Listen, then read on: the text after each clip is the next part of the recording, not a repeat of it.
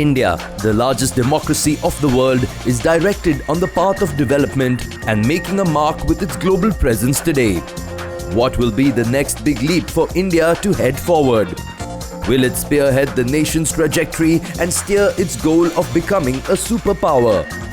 To answer these crucial questions, Times Now came back with the third edition of Times Now Summit, a landmark forum that brings together leading policymakers, geopolitical experts, thought leaders, opposition voices, and global icons.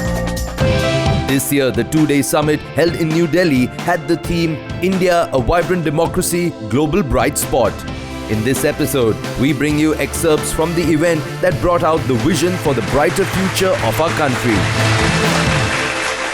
Swami ji बहुत बहुत धन्यवाद। आप हमारे साथ यहाँ times now के हमारे summit में आए और ये स्पेशली आपको धन्यवाद हम पूरे नेटवर्क की तरफ से कहना चाहेंगे। अभी आप चिंतन शिविर से आए हैं, कैंपेनिंग कर रहे हैं, इस सब के बीच में आप हमारे साथ जुड़ रहे हैं। ये क्या मॉडल है जो कि अब नया राजनीति का आप अडॉप्ट कर रहे हैं, जो भाजपा अडॉप्ट कर रही है? बहुत लोग कह रहे हैं कि एक गुजरात मॉडल पूरे देश में रेप्लिकेट हो रहा है कि हर भाजपा के मुख्यमंत्री अब 24/7 हो गए हैं। देखिए, मैं सबसे पहले तो आपका धन्यवाद करता हूं कि आप सब लोगों ने हमें यहाँ बुलाया और सबके सामने मिलने का अवसर प्रदान किया, अपनी बात करने का अवसर प्रदान किया। मैं आप सबका आभारी हूँ, आप सबका धन्यवाद। और जहाँ चिंतन शिविर की बात आपने करी, चिंतन शिविर माननीय प्रधानमंत्री जी जब गुजरात के मुख्यमंत्री थे उस समय से उन्होंने प्रारंभ किया था। और अब चूंकि चिंतन शिविर में हर राज्य का अपना एजेंडा होता है। हमारे राज्य का एजेंडा है कि 2025 में हमारा राज्य 25 साल का होगा और 25 साल के लिए हम क्या क्या रोड मैप बना सकते हैं, कैसे चीज़ों को सरल कर सकते हैं, पहाड़ जैसी भौगोलिक परिस्थितियों में कैसे लोगों के लिए आसान पहुंच बना सकते हैं, आसान उनके लिए रास्ता बना सकते हैं, कैसे उनकी समस्याओं का आसान हल कर सकते हैं। और एक रोड मैप अगले 3 सालों का, 5 सालों का, 10 सालों का उत्तराखंड का क्या होगा, इस पर हमने विशेष रूप से चर्चा करी है। और बहुत सकारात्मक ये हमारा पूरा चिंतन शिविर रहा है। इसके माध्यम से जहां आज हमने प्रदेश की जो आला ब्यूरोक्रेसी थी उनके साथ और जिलों के जितने हमारे मजिस्ट्रेट, डीएम, उन सबको बुलाया था। अब ये जो काम हमने यहाँ ऊपर से शुरू किया है, एक जो मॉडल है, एक रोड मैप है, वो नीचे तक जाए और ये काम हमारे जिलों में भी शुरू हो। जिलों के बाद हमारे ये काम तहसील स्तर पर हों, ग्राम सभा स्तर पर हों, जिससे कि आने वाले समय में हमारे यहाँ पर बहुत सारी प्राकृतिक संपदाएं हैं। उन प्राकृतिक संपदाओं का हम ठीक प्रकार से उसका उपयोग कर पाएँ, ठीक प्रकार से लाभ उठा पाएँ और आने वाले समय में हम हिंदुस्तान के श्रेष्ठ राज्यों में शामिल हो पाएँ। और माननीय प्रधानमंत्री जी ने बाबा केदार की भूमि में 5 नवंबर 2021 को उन्होंने कहा था कि ये आने वाला दशक 21वीं सदी का तीसरा दशक उत्तराखंड का दशक होगा। तो उनकी भी विशेष जो हमसे अपेक्षा है उसके अनुरूप हम सब लोग कार्य कर पाएँ, इसलिए पूरी मशीनरी के साथ हम लोग बैठे थे। क्योंकि हम लोग डिस्कस कर रहे हैं India as a bright spot in democracy. Uttarakhand से मैं खुद बिलोंग करती हूँ, हमारे ऑडियंस में कई लोग हैं जो उत्तराखंड से हैं। बहुत कड़ी संघर्ष के बाद उत्तराखंड मिला है उत्तराखंड के लोगों को। अब जबकि 25 साल हो गए हैं और आप चिंतन शिविर कर रहे हैं, अगले 5 सालों का, अगले 25 सालों का क्या वो रोड मैप है? जो 3 चीजें आपने डिसाइड की हैं, क्योंकि अभी तक जो वहां के युवा हैं उनके लार्जली 3 चीजें रहती हैं जिसको वो लुक फॉरवर्ड करते हैं। या तो आर्मी, या टूरिज्म, देवभूमि है, या तो रिलीजियस टूरिज्म या आपका प्राकृतिक टूरिज्म की वजह से, या फिर आप जो है वहां पर एकेडमिक्स में चले जाए, प्रोफेसर्स एक्सेट्रा। उसके आगे क्या उत्तराखंड के लोगों को अगले 25 साल में आते? देखिए, सबसे पहले तो मैं बताऊं कि अभी उत्तराखंड 22 साल का हुआ है। अभी हमने 22वां स्थापना दिवस अपना मनाया है। 22 साल उत्तराखंड के पूरे हो गए हैं और 25 साल जब पूरे होंगे उस समय के लिए हमने बहुत सारी योजनाएं बनाई हैं कि हम हर सेक्टर में, हर डिपार्टमेंट हमारा कोई न कोई अपनी बेस्ट प्रैक्टिस दे, जिसके आधार पर पलायन रुकना चाहिए। हमारे माइग्रेशन पलायन बहुत बड़ी समस्या है। और पलायन तभी रुकेगा जब रोजगार आएगा। रोजगार को लेकर जहां हम जो हमारे SSGs हैं, स्वयं सहायता समूह हैं, स्वरोजगार के लिए हमने बहुत सारी योजनाएं चलाई हुई हैं। मुख्यमंत्री स्वरोजगार योजना चलाई है, मुख्यमंत्री नैनो योजना चलाई है, होम स्टे को हम लोग प्रमोट कर रहे हैं। इसके साथ साथ हमारे यहाँ वीर चंद्र सिंह गढ़वाली की जो लोन योजना है, ऋण की योजना है, उसमें भी हमने बहुत सारी सब्सिडी का प्रावधान किया है, जिससे कि लोगों को वहाँ पर रोजगार मिले। और अब रोजगार देखिए, सरकारी नौकरियां वो तो हमारी प्राथमिकता में है ही हैं कि जितने भी हमारे यहाँ लगभग अभी 20,000 पद खाली हैं, उन सभी पर भर्ती की प्रक्रिया हमने प्रारंभ कर दी है। 7,000 पदों पर पहले से चल रही है और भी सारे डिपार्टमेंट को निकाल रहे हैं, तो लगभग 50,000 के करीब हमारे पास सरकारी नौकरियां आने वाले सालों में खाली हो जाएंगी, जिन पर हम नई नियुक्तियां कर पाएंगे। लेकिन इन 50,000 नियुक्तियों से काम चलने वाला नहीं है। हम चाहते हैं कि हमारे ये युवा हैं, नौजवान हैं, ये केवल रोजगार मांगने वाले न बने, आने वाले समय में ये रोजगार देने वाले बने। हमारा फोकस वहां पर है। पर ये कैसे मुमकिन हो पाएगा? क्योंकि जब हम टूरिज्म की बात कर रहे हैं, व्यवसाय, टूरिज्म, ये सब है जो कि जॉब क्रिएशन भी कर सकते हैं। इसमें उत्तराखंड में हमेशा एक कॉन्फ्लिक्ट ये भी रहता है कि पर्यावरण और विकास के बीच में एक परस्पर संघर्ष रहता है। जब भी रोड चौड़ी करने की कोई प्रोजेक्ट होता है, कोई नया डेवलपमेंट होता है, तो PIL सुप्रीम कोर्ट तक गया कि भाई रोड चौड़ी मत कीजिए, इससे पर्यावरण का डैमेज होगा। और होता है, भूस्खलन भी होता है, ये भी एक प्रॉब्लम रही है। तो कैसे आप इसको रिकंसाइल करेंगे, ये जो कांस्टेंट संघर्ष? पद्मजा जी, आपको मैं धन्यवाद करता हूं कि आपने बहुत अच्छा प्रश्न पूछा, और मैं समझता हूं कि सभी लोग इस बात को सुनना भी चाहेंगे।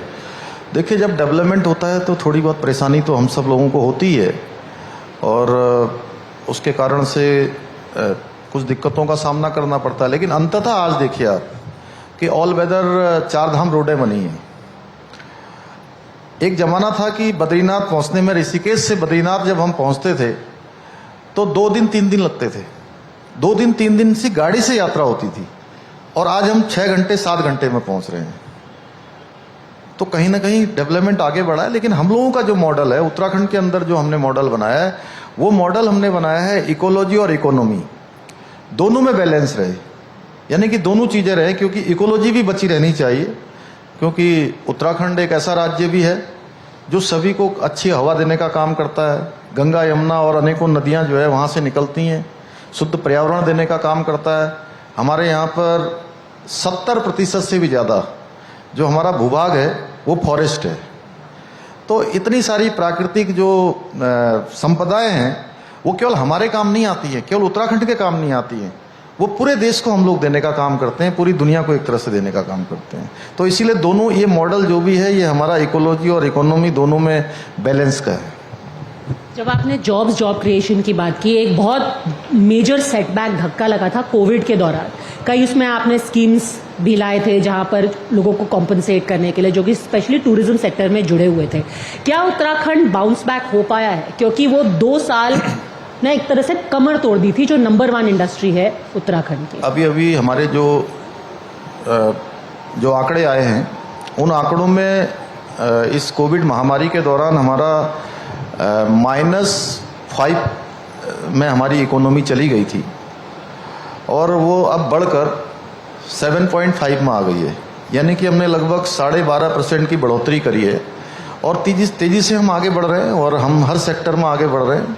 और जो लोग इस महामारी के दौरान पूरे देश भर से जो बेरोजगार हुए थे, वो बेरोजगारी अपनी नौकरी छोड़कर आए थे देश प्रदेशों में। कोई कहीं काम करता था, कोई कहीं काम करता था। हमने उस समय मुख्यमंत्री स्वरोजगार योजना चलाई थी, और उसका परिणाम ये हुआ कि बहुत सारे, कम से कम लाखों लोगों को सीधे सीधे रोजगार से जुड़ने का भी अवसर वहां पर मिला है, अपना रोजगार कर रहे हैं।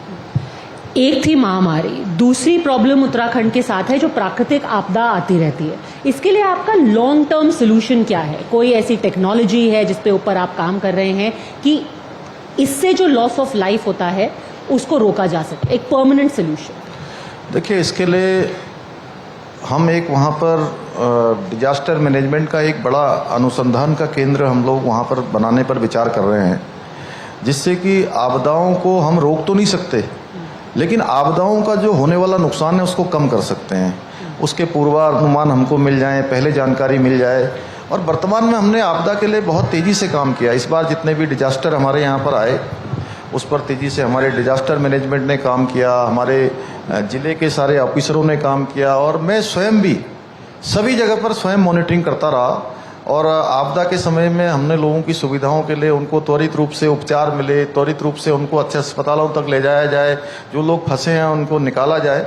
जहां समय समय पर हमको सेना की भी मदद मिलती है, लेकिन उत्तराखंड सरकार ने भी हमने अपनी तरफ से 2 हेलीकॉप्टर भी, एक गौचर में परमानेंट रूप से चमोली जिले में और एक पिथौरागढ़ के धारचूला में सीमांत क्षेत्र में अक्टूबर तक हम हेलीकॉप्टर की भी सेवाएं देते हैं। और लगातार रेस्क्यू ऑपरेशन, SDRF की टीम हमारी हमेशा तैनात रहती है और उसके लिए हमने SDRF की अनेकों बटालियनें खोल रखी हैं और बीच बीच में भारत सरकार की भी NDRF इनकी भी मदद हमको मिलती रहती है।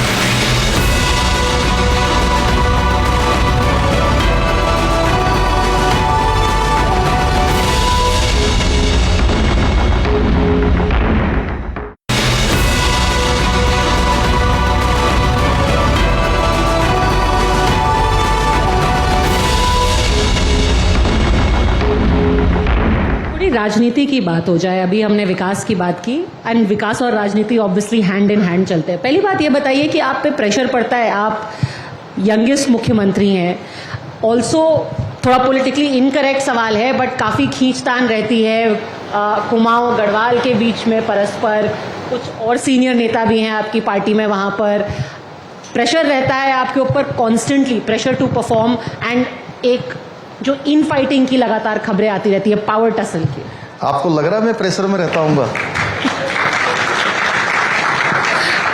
ये आपने जवाब गोलमोल कर दिया, फिर भी मतलब खबर रोज पढ़ते हैं तो कुछ तो आपने कहा कि मैं कैसे डील करते हैं? देखिए, मैं सबसे पहले तो अपनी पार्टी का, माननीय प्रधानमंत्री जी का धन्यवाद करता हूँ और हमारी पार्टी के राष्ट्रीय अध्यक्ष जी का, हमारे गृह मंत्री जी का और केंद्रीय जो हमारा नेतृत्व है उन सभी का मैं धन्यवाद करता हूं कि उन्होंने एक सामान्य से कार्यकर्ता को, एक सामान्य परिवार में पैदा हुए एक सैनिक के बेटे को उन्होंने सीधे मुख्य सेवक की जिम्मेदारी दी, उत्तराखंड के मुख्य सेवक के नाते काम करने का अवसर प्रदान किया।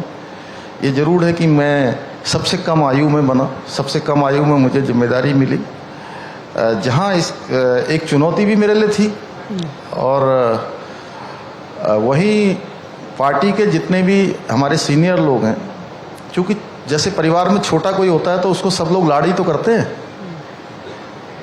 लाड़ करते हैं ना, तो वैसे ही जो है सारे लोग मुझे भी लाड़ करते हैं कोई भी छोटी मोटी बातें चलती रहती। अच्छा, क्योंकि जब आपका चुनाव लड़ा गया था तो वो डबल इंजन की सरकार के स्लोगन पर लड़ा गया था। एक एडिशनल रिस्पॉन्सिबिलिटी वो भी है क्योंकि जो सक्सेसेस होंगी उसके साथ साथ अगर कभी स्लिप अप होता है तो लोग सवाल ये भी पूछेंगे कि भाई पुष्कर धामी जिसको सवाल पूछेंगे ये भी पूछेंगे कि भाई नरेंद्र मोदी जी आपने बोला था कि डबल इंजन की सरकार को वोट दो, तो वो भी एक एडिशनल रिस्पॉन्सिबिलिटी है आपके ऊपर। देखिए, लोग देख रहे हैं कि डबल इंजन का क्या फायदा है। डबल इंजन का फायदा मैं गिनाता हूं आपको। देखिए, डबल इंजन का फायदा है कि अभी एक पहले वाले प्रश्न में मैं आपका पूरा जवाब नहीं दे पाया था, जिसमें आपने कहा था कि कोर्ट भी बीच में आ जाता है, लोग माननीय न्यायालय में चले जाते हैं। 4 धाम जो ऑल वेदर रोडें बनी हैं उसको लेकर लोग माननीय न्यायालय में गए, हमने सरकार उसके मजबूती से खड़ी हुई कि ये निर्माण कार्य होना चाहिए। आज ऑल वेदर 4 धाम रोडें बनकर तैयार हो गई हैं। लोगों के लिए, पूरे देश दुनिया के लोगों के लिए 4 धामों की यात्रा करना बहुत आसान हो गया, बहुत सुगम हो गया, बहुत सरल हो गया। ये डबल इंजन है। डबल इंजन का मतलब है कि केदारनाथ में 2013 में भयंकर आपदा आ गई थी, पूरा केदारनाथ तहस नहस हो गया था। आज वहाँ पर पूरी तरह से नया निर्माण हो गया है, पुनर्निर्माण हो गया है और आदि गुरु शंकराचार्य जी की समाधि से लेकर अनेकों काम भव्य और दिव्य केदार बन गया है। ये डबल इंजन का है। डबल इंजन का मतलब है बद्रीनाथ में मास्टर प्लान पर काम शुरू हो गया है। डबल इंजन का मतलब है जो हमारे सिखों का बहुत बड़ा धार्मिक स्थल हेमकुंड साहब, जहां की यात्रा 16 किलोमीटर की कठिन यात्रा 2 दिन 3 दिन 4 दिन लगते थे। जो बुजुर्ग लोग, जो हमारे हेल्थ जिनकी फिट नहीं होती है, उनको बहुत कठिनाई उस यात्रा में होती थी। वहाँ आज आने वाले समय में लिफ्ट की योजना बन गई है, माननीय प्रधानमंत्री जी ने उसका शिलान्यास कर दिया। ये डबल इंजन का है, यह भी डबल इंजन है। डबल इंजन यह भी है गौरीकुंड से केदारनाथ जाने के लिए, वह भी केबल कार की व्यवस्था होने जा रही है। यह डबल इंजन है। डबल इंजन का मतलब है ऋषिकेश में एम्स चालू हो जाना। डबल इंजन का मतलब है उत्तराखंड में ही दूसरा एम्स कुमाऊं रीजन के लिए भी स्वीकृत हो जाना। यह डबल इंजन है। डबल इंजन का मतलब है देहरादून का हवाई अड्डे का विस्तार हो जाना। डबल इंजन का मतलब है आने वाले समय में आप देहरादून से दिल्ली की यात्रा या दिल्ली से देहरादून की यात्रा ऊपर से नहीं करेंगे। ऊपर से मतलब हवाई यात्रा, आप रोड से ही जाना पसंद करेंगी, क्योंकि यहां से आप एयरपोर्ट जाएंगी, लगभग 2 घंटे पहले जाना पड़ता है हमको, 2 घंटे पहले जाना पड़ता है। 1 घंटा फ्लाइट का टाइम, 1 घंटा वहाँ से कहीं जाने का, मतलब सब मिला के 5 घंटे लग जाएंगे। और जो अभी एलिवेटेड रोड बन रही है देहरादून से दिल्ली की, वो जैसे ही तैयार हो जाएगी आप 2 घंटे में दिल्ली से देहरादून की दूरी तय कर पाएंगी। ये डबल इंजन है। अगर डबल इंजन ना होता तो ये सब ना होता। तो इसलिए डबल इंजन का मतलब लोग समझ रहे हैं। और भी बहुत सारे हैं, HMT की ज़मीन है, जमरानी बात परियोजना है, लखवाड़ बात परियोजना है, ऐसे अनेकों काम जो रुके हुए थे वो सारे के सारे हो रहे हैं। अगर डबल इंजन ना होता तो ये संभव ना होता। इसलिए लोग जानते हैं डबल इंजन का फ़ायदा, और हम लोग डबल इंजन को और ज़्यादा गति देने का काम करेंगे और मजबूती देने का काम करेंगे।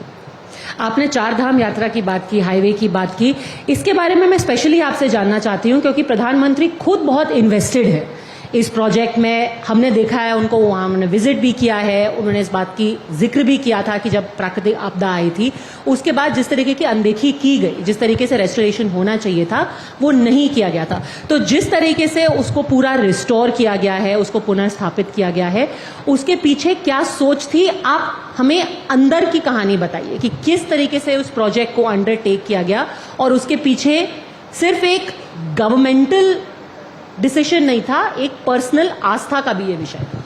देखिए, मैं ये कहूँगा कि माननीय प्रधानमंत्री नरेंद्र मोदी जी जो स्वयं बहुत बड़े शिव भक्त हैं, और ये मैंने स्वयं उनके साथ जितनी बार भी मैं केदारनाथ की यात्रा में गया हूँ तो मैंने देखा है वो कभी भी केदारनाथ की, बाबा केदार की यात्रा पर आते हैं तो मैं समझता हूँ कभी वो प्रधानमंत्री के रूप में नहीं आते हैं।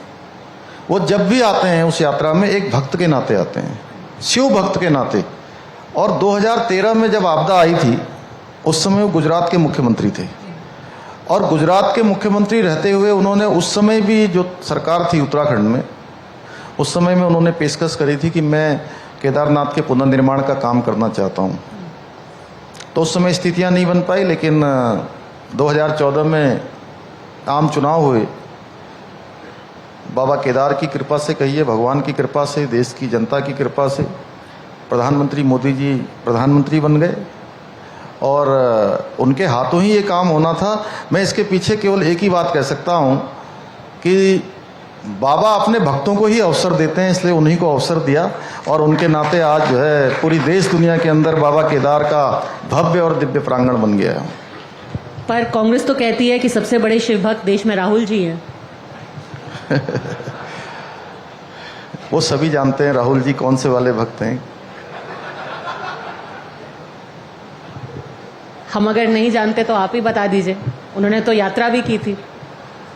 देखिए, मैं यात्रा के बारे में यही कहूँगा, मैं उनको आजकल देखता हूँ, कभी कभी कहीं दिख जाता उनका फोटो, तो दाढ़ी बढ़ा के कोई भी जो है नरेंद्र मोदी नहीं बन जाता है।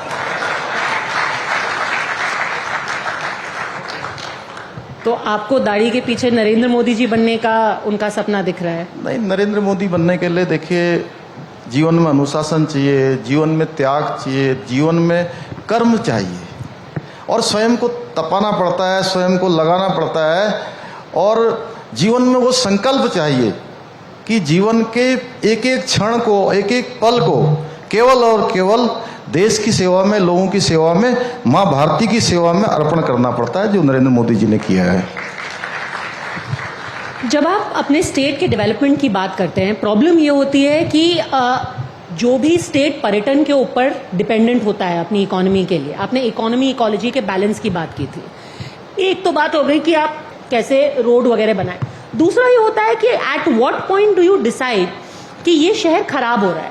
जैसे मैं आपको अपना एक पर्सनल एग्जांपल देती हूँ कि जब नैनीताल में हम लोग जाते थे बचपन में, तो नैनी झील बहुत सुंदर हुआ करती थी, वो इलाका खाली हुआ करता था, हम ऊपर स्कूल तक जाते थे, तल्लीताल मल्लीताल। फिर एक ऐसा वक्त आया कि नैनीताल में चलना दूभर हो गया। तो कैसे आप एज मुख्यमंत्री ये इंश्योर करेंगे कि आपका स्टेट का डेवलपमेंट भी हो, टूरिस्ट फुटफॉल भी आए, पर नाश ना हो, जो शहर है और जो टाउन्स है उनका नाश ना हो जाए? देखिए, मैं शुरू में ही मैंने कहा कि हम चाहते हैं कि जो हमारी पौराणिक चीज़ें हैं वो बनी रहें, जो हमारी पहले से चली आई संपदा है उस पर कोई भी छेड़छाड़ न हो। मैं इस बात को भली भांति महसूस करता हूं और भली भांति अपने कार्य व्यवहार में ला रहा हूं। जहां तक नैनीताल शहर की बात है, वो नैनीताल आज भी दुनिया के सबसे खूबसूरत शहरों में से एक है, लेकिन जिस प्रकार से आबादी का एकदम से बोझ बढ़ा है, जनसंख्या बढ़ी है, उस पर दबाव बढ़ा है और राज्य गठन के बाद तेजी से दबाव बढ़ा है। और अभी हमने आपको मैं बताते हुए मुझे खुशी भी हो रही है कि हमारी सरकार ने एक बड़ा निर्णय लिया है अभी इन्हीं सब चीज़ों को देखते कि नैनीताल जैसा खूबसूरत शहर, उसका जो पुराना स्वरूप है वो बना रहे, वहाँ की सुंदरता कम न हो, बल्कि आने वाले समय में नए तरीके से वो शहर बने। उसके लिए हमने जो एक बहुत बड़ा दबाव होता था नैनीताल हाई कोर्ट का, उस हाई कोर्ट को नैनीताल से शिफ्ट करने का निर्णय लिया है कि हम उसको हाई कोर्ट को जो है हल्द्वानी शिफ्ट करेंगे, जिससे कि आने वाले समय में जो दबाव है उस सरोवर नगरी में, उस पर्यटन की नगरी में, वहाँ पर न पड़े, लोगों के लिए अच्छा आवागमन हो, उनको पार्किंग का अच्छा स्थान मिले, रहने का अच्छा स्थान मिले, आने वाले जो सैलानी हैं उन सभी को एक अच्छा माहौल मिले, पर्यटन का एक अच्छा वो शहर मिले जिसके लिए वो जाना जाता था। तो उस दिशा में हम काम कर रहे हैं और अभी हाल ही में हमने निर्णय लिया है, बड़ा निर्णय लिया है। देश के कई हिस्सों में एक आध्यात्मिक सर्किट बनाने की बात हो रही है, जैसे कि एक रामायण सर्किट की बात हो रही है, यहाँ पे मथुरा वृंदावन को जोड़ने की बात हो रही है। जब उत्तराखंड की बात करते हैं, देवभूमि उत्तराखंड है, बट वहाँ पर कुछ ही ऐसे मंदिर हैं, कुछ ही ऐसे तीर्थ स्थल हैं जो कि ज़्यादा प्रचलित है। क्या ऐसा कोई टूरिज्म सर्किट उत्तराखंड में नहीं बन सकता है जो सारे मंदिरों को कनेक्ट करे, वो भी जो कि कम जाने जाते हैं? देखिए, चार धाम जो यात्रा सर्किट है वो हमारा प्रचलन में है अभी, और ये इस बार चार धाम यात्रा हमारी बड़ी ऐतिहासिक हुई भी है। लगभग मैं कहूँगा कि 50 लाख के करीब जो है तीर्थ यात्रियों ने इस बार चार धाम यात्रा में भाग लिया है, चार धाम यात्रा में अपने दर्शन किए हैं। लेकिन पूरा उत्तराखंड ही मैं कहूँ कि टूरिज्म का धार्मिक एक पूरा बड़ा सेक्टर है, स्पिरिचुअल, और उसमें हमारी सरकार ने अभी निर्णय लिया है कि आने वाले समय में ये चारधाम यात्रा पूरे उत्तराखंड के अंदर चले। उसके लिए जो कुमाऊं क्षेत्र है जहाँ यहाँ चारधाम यात्रा चलती है, उसी की तर्ज पर एक हमारा मानसखंड हम कॉरिडोर बनाने पर काम कर रहे हैं, जिसमें हमारे बहुत सारे पौराणिक मंदिर, आप अल्मोड़ा गई होंगी, आपने देखा है, वहाँ चितई गोलजू हैं, घोड़ाखाल के गोलजू हैं। चंपावत में जाएंगी तो आपको चंपावत में जो मूल स्थान है गोलजू का वो मिलेगा। माँ पूर्णागिरी का स्थान है, बाबा नीम करोरी का स्थान है, हाट कालिका का स्थान है, पाताल भुवनेश्वर है, बैजनाथ धाम है, जागेश्वर है, बागेश्वर है, कोटगाड़ी मैया का मंदिर है, रणकोची मैया का मंदिर है, माँ बाराही का जो बगवाल खेली जाती है, पूरे उसमें लाखों लोग भाग लेते हैं। ऐसे अनेकों स्थान हैं। इन सारे स्थानों को जोड़कर और आने वाले समय में जो हमारी कैलाश मानसरोवर की यात्रा है, माननीय प्रधानमंत्री जी के आशीर्वाद से आने वाले समय में वह यात्रा पूरे जहां हल्द्वानी से, टनकपुर से, बनबसा से, पिथौरागढ़ से होती हुई, अल्मोड़ा से होती हुई चारधाम यात्रा वो की तर्ज पर कैलाश मानसरोवर यात्रा भी सड़क मार्ग से होगी। कब तक हो पाएगा ये? जल्दी ही होगी, उस पर काम चल रहा है।